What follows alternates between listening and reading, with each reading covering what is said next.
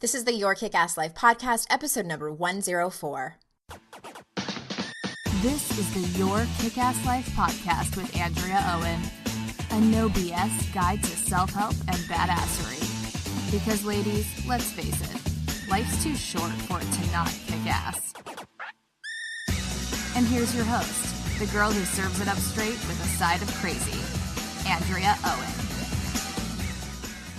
Hey there, ass kickers. Welcome to another edition of the podcast. I'm so glad you're here, and I'm just so honored that you keep showing up every week, every Wednesday for a new episode.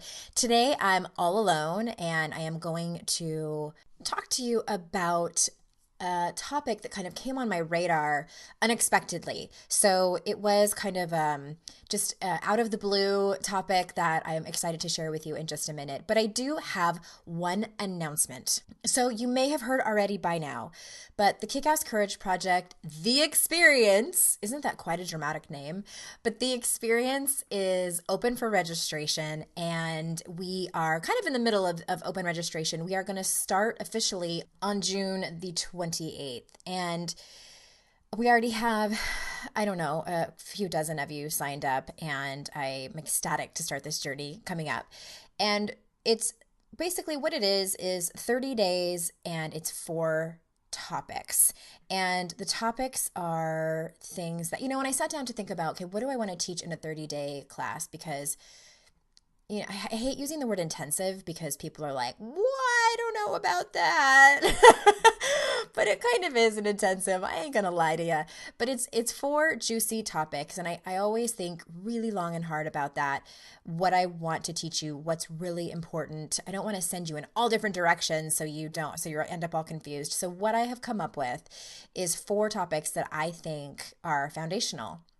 Obviously, we're going to talk about the inner critic. We are going to not just talk about the inner critic, we are going to dig deeper into what your inner critic is actually saying to you. But not just that, what are you making it mean about you? Because that's really where the big growing comes from, is learning that, questioning it, noticing when it happens, processing any feelings around that keep coming up over and over again so they can start to go away. Because I know you guys hear me talk about emotions and feelings all the time, and we need to let them happen so they can be processed and go back out into the world. But that's why a lot of times our inner critics keep after us about the same thing over and over and over again. There's unprocessed feelings and emotions and stories that need to happen. So that's what we're going to do in that particular module. We are also going to be learning about self-acceptance, because I don't think in one module in 30 days teaching you about self-love would be helpful. So we start from self-acceptance. Self-love starts with self-acceptance. So that's where we're going to start with that. We are also going to talk about self-forgiveness, because Lord knows we all have stuff that we have done in the past that we are still carrying around. We're still beating ourselves up over. Maybe some of you are like still punishing yourself for mistakes, quote unquote, that you've made in the past. So we are going to go and learn about that and process that. A lot of the work happens in between the weeks that you actually get your modules. And really one of the most important parts of the class is the community, is the private Facebook group that is created, and the bonds and the friendships and the sharing and the camaraderie and the support that happens in that group. I will be there to answer your questions. I'm going to be popping in and doing live videos in there. I'm going to be doing live chats. If you did the 7-day challenge with me, it's the same sort of concept as that, but a much smaller group. And then when the 30 days is over, you get rolled over into my alumni group, which is ongoing, and we do similar things in there as far as videos and things like that. So this is the most affordable way to work with me. I have another class, the master class, which I teach once a year, which is much longer and more involved and more of a commitment. And then of course there's the private work I do with women. But the experience, the 30-day experience, is the most affordable way to work with me and learn some really, really important concepts in order for you to live, wait for it, your kick-ass life. So that is going on now. And just one more quick thing about that. There's a bonus that you get by signing up for the experience that ends today, June 22nd. So if you're listening to this later and you missed it, Womp womp, sorry. You can still sign up until the 27th of June. And if you missed that, if you're listening to this later, then you can always go to the30dayexperience.com and sign up for the announcement when I teach it again, which will very likely be next year. So 30dayexperience.com, and I hope to see you there. So without further ado, let's get on to this week's topic. All right, so this came to me a few weeks ago. I hosted the 7-Day Courage Challenge, where I know a lot of my listeners were there. And hundreds of women come together. It's pretty epic. And I open up a Facebook group, and these brave women come in and share their answers to daily challenges and questions that I send them via a worksheet to their inbox. And so on the very first day, one brave woman named Sara posted the following paragraph, and I felt inclined to write about it. Sara says, "The thing I beat myself up over is the fact that I can't seem to get any of it right!" Exclamation mark. I feel dumb saying that. I live a relatively nice life, and it's not like I'm alone and destitute or anything. I just feel like I've always been capable of so much more, and somehow I am too defective to make it work. I screwed up college so bad I never graduated. I've had opportunities pass me by because I either, 1, start and never finish, or 2, don't bother because I know I'll fuck it up. Now I'm here staring 40 in the face, and what am I? Like, shouldn't I know by now? I get in my head and make great plans and goals and dreams, and I just can't get out of my own way to make it work. I don't think I'm doing life right.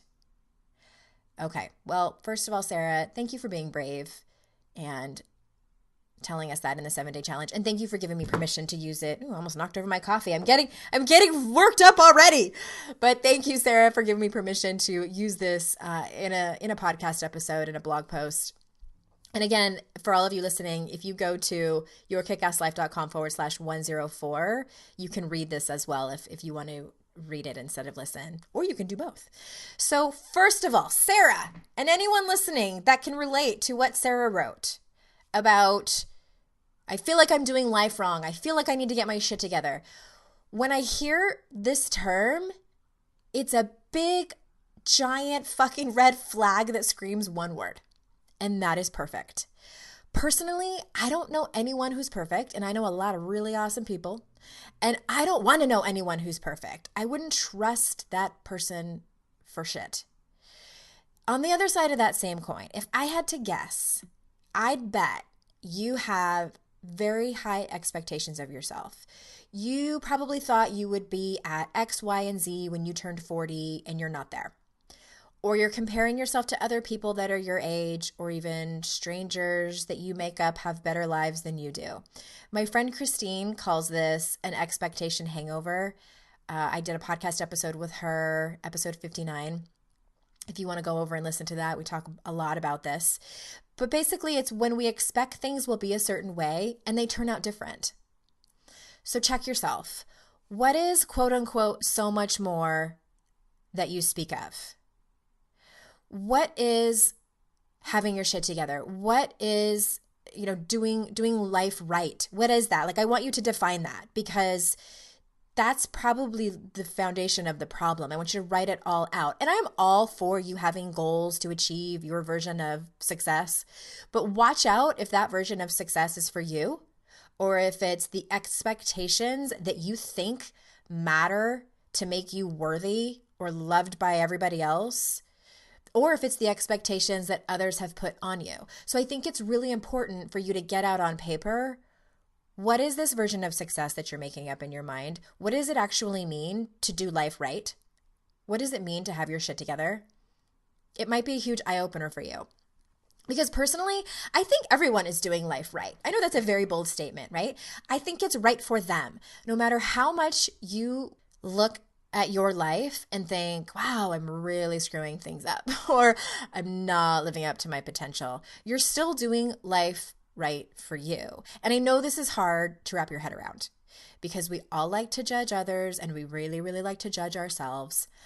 But I think about Andrea circa 2006. I had a different last name there. So I think about Andrea circa 2006. And there I was, dumped by my husband for another woman. I was dating a drug addict. I had pushed away all of my friends. I had quit my job for said drug addict.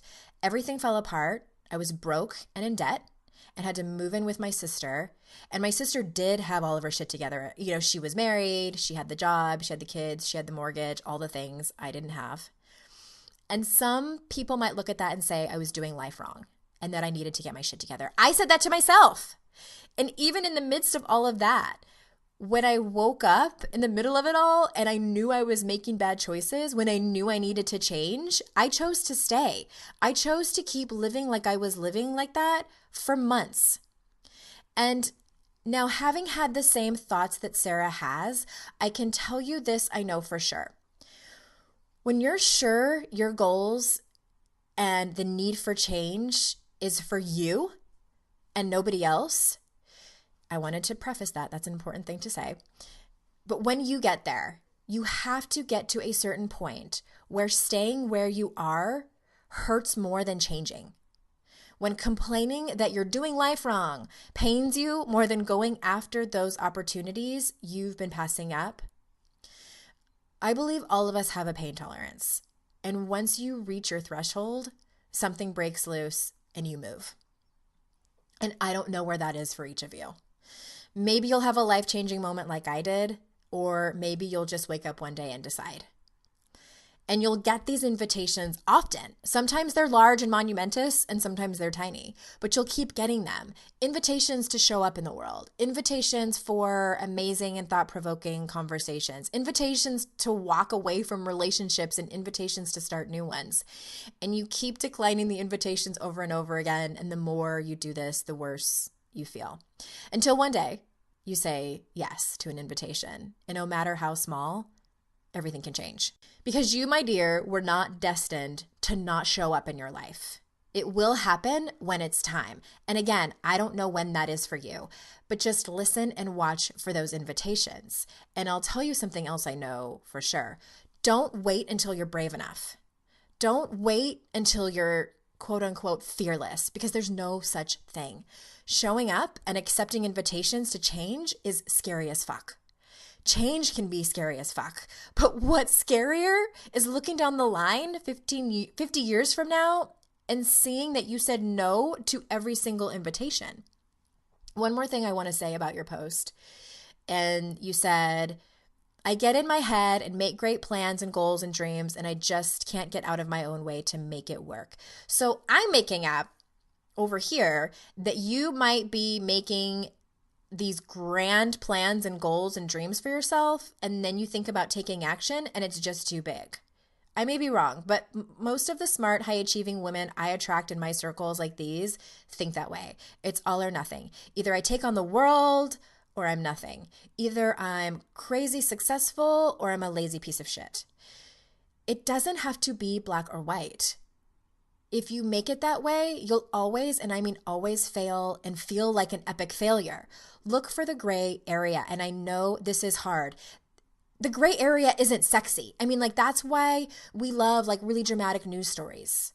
And, you know, they make reality shows of regular families and they like pull the really dramatic bits and pieces because the gray area is kind of boring. But I know it's hard. I too am a recovering all or nothing kind of girl. So the middle ground and failing and getting back up is really, really hard. But you have to make tiny turtle steps to go after what you want. And if you change your mind about your goals, so what? You're allowed.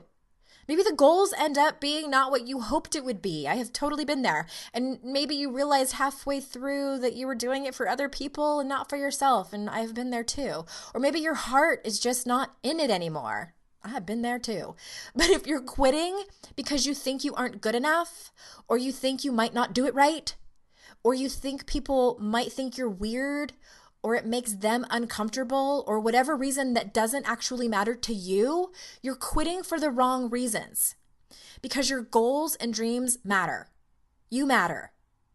What you have to say matters. And for fuck's sake, your truth matters.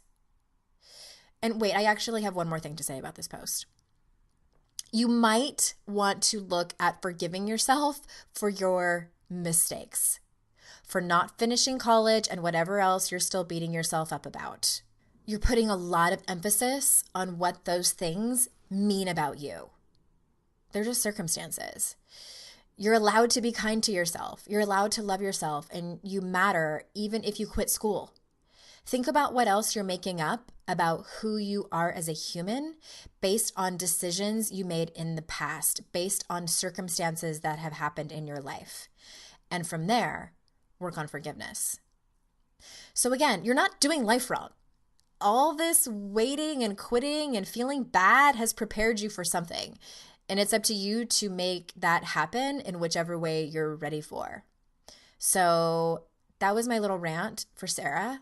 And she didn't ask for it, but I just felt compelled and inspired to write about it because I know Sara is not the only one who feels that way. And again, if you are interested in more support on this topic, if you're interested in more support, if you were someone that did the 7-day challenge, in the experience, we have, again, an entire module on forgiveness because I know that's hard, like forgiving yourself.